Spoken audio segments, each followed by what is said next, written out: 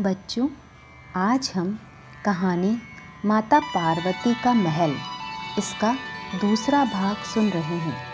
प्रथम भाग में हमने यहाँ तक सुना था कि भगवान शिव को माता का हठ स्वीकार करना ही पड़ता है और महल बनवाने के लिए देव शिल्पी विश्वकर्मा जी को बुलाना पड़ता है। विश्वकर्मा जी कैलाश पर पहुँचते हैं और भगवान भोलेनाथ व माता पार्वती दोनों को प्रणाम करते हैं। उसके बाद उन्हें वहां बुलाए जाने का अभिप्राय वे भगवान शिव से पूछते हैं। विश्वकर्मा जी कहते हैं कि प्रभु, आपने मुझे कैसे बुलाया, मैं आपकी किस प्रकार से सेवा कर सकता हूँ। तब भगवान शिव देव शिल्पी विश्वकर्मा जी को देखकर मुस्कुराते हैं और कहते हैं, विश्वकर्मा जी, देवी पार्वती चाहती हैं कि यहाँ कैलाश पर एक महल का निर्माण कराया जाए, तो आप यह देवी से ही जानिए कि उन्हें कैसा महल बनवाना है। उसके बाद विश्वकर्मा जी माता से पूछते हैं, माता बताइए आपको कैसा महल पसंद है।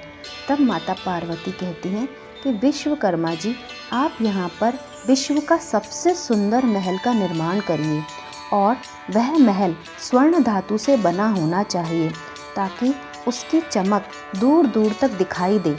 तब विश्वकर्मा जी कैलाश पर एक स्वर्ण महल का निर्माण कर देते हैं और माता पार्वती और भगवान शिव को प्रणाम करके वहां से चले जाते हैं। महल देखकर सभी बहुत प्रसन्न होते हैं। देवी पार्वती भी उस महल को देखकर अत्यंत गर्व महसूस करती हैं।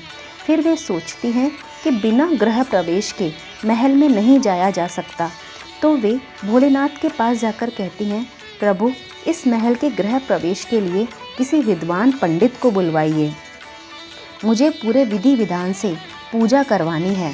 तब बहुत सोचकर यह निर्णय लिया जाता है कि इस समय पूरे संसार में विशर्वा ऋषि के पुत्र रावण से बड़ा पंडित कोई नहीं है।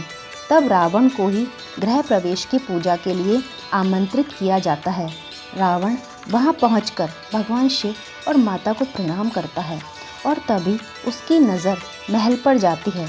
शिव कृपा से वह महल रावण को अपनी ओर आकर्षित करने लगता है, परंतु रावण तो वहां पूजा करवाने आया था। वहां पर सभी देवी देवता भी गृह प्रवेश की पूजा में आमंत्रित थे। वे सब भी महल देखकर उसकी बहुत ही प्रशंसा करते हैं और कहते हैं, यह महल तो अद्भुत है, अतुल्य है। ऐसा महल हम में से तो किसी के भी पास नहीं है। कुछ देवियों को तो माता पार्वती से ईर्ष्या होने लगती है। उसके पश्चात रावण महल की विधि विधान से पूजा करवा देता है और फिर भगवान भोलेनाथ रावण से पूछते हैं, बोलो रावण, तुम्हें पूजा करवाने के बदले दक्षिणा में क्या चाहिए। तब रावण कुछ भी नहीं कहता। फिर माता पार्वती कहती हैं, रावण, तुम संकोच ना करो, बताओ तुम्हें दक्षिणा में क्या चाहिए। उस समय रावण कहता है, माता, वह वस्तु आपको अत्यंत ही प्रिय है, मैं कैसे मांगूं। तब देवी पार्वती कहती हैं, तुम मांगो, मैं तुम्हें वचन देती हूँ, तुम जो मांगोगे वह मैं अवश्य दूंगी। देवी कहती हैं, ऐसी क्या वस्तु है, बताओ तो। तब रावण कहता है कि माता, मुझे दक्षिणा में बस आपका ये स्वर्ण महल चाहिए, अन्यथा कुछ भी नहीं। उसके पश्चात माता पार्वती को अपना वह महल ब्राह्मण रावण को दान देना पड़ता है। रावण वहां से महल लेकर चला जाता है और समुद्र के दूसरे पार जाकर उसे अपनी सोने की लंका के रूप में स्थापित कर लेता है। उसके बाद माता पार्वती कुछ दिन तो शांत रहती हैं, परंतु एक दिन वे फिर से शिवजी से हठ करने लगती हैं।